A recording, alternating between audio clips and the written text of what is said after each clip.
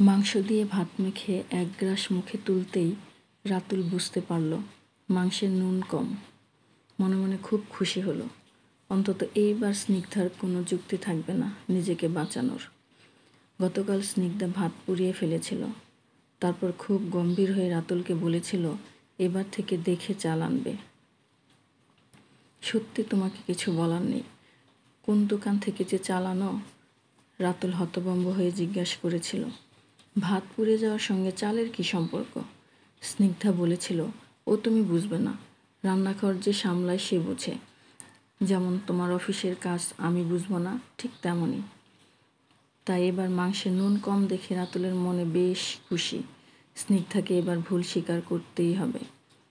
রাতুল হাসি মুখে স্নিগ্ধাকে বলল, মাংসটা রান্না করার পর নিজে চেখে দেখেছিলে?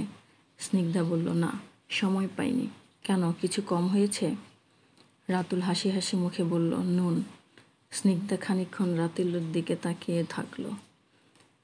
তারপর খুব ঠান্ডা গলায় আস্তে আস্তে বলল, এবার থেকে সুস্থ পাঁঠার মাংস আনবে। রাতুল আবার হতভম্ব হয়ে জিজ্ঞাসা করল, সুস্থ পাঁঠা মানেটা কি? স্নিগ্ধা বলল, তুমি যে পাঁঠার মাংস এনেছ সে হাই প্রেশারের রোগী ছিল। ডাক্তার খাবারে নুন বন্ধ করে দিয়েছিল, তাই তার মাংসে নুন পাবে কোথা থেকে? নুন মেখে খাও। রাতুল খুব রেগে গিয়ে জিজ্ঞাসা করল, তুমি কি ইয়ার্কি করছো? তুমি জানলে কি করে পাঁঠার হাই প্রেশার? স্নিগ্ধা বলল, আমি কিভাবে জানি সেটা বড় কথা নয়। তোমার সন্দেহ হলে তুমি পাঁঠার মালিককে জিজ্ঞাসা করে আসতে পারো। রাতুল বুঝল সে এবারও বেকুব। দোকানে গিয়ে পাঁঠার হাই প্রেশার আছে কিনা জিজ্ঞাসা করা মানে নিজেকেই পাঁঠা প্রতিপন্ন করা।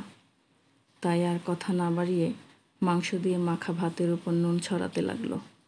নিশ্চুপে খাওয়া শেষ করে হাত ধোয়ার সময় শুনল স্নিগ্ধা বলছে এরপর থেকে পাঁঠার মাংস কেনার আগে জিজ্ঞাসা করে নেবে পাঁঠাটার diabetes, hypertension, pressure, uric acid এসব আছে কি না।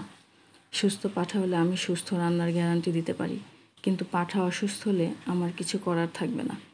বেচারি রাতুল এখন ভাবছে যা পাবে তাই সোনামুখ করে খেয়ে নেবে, বিনা প্রশ্নে, বিনা আপত্তিতে। শিক্ষা হলো, আসলে বউ যদি প্রবল যুক্তিবাদী হয় বরদের সেখানে মুখ না খোলাই ভালো।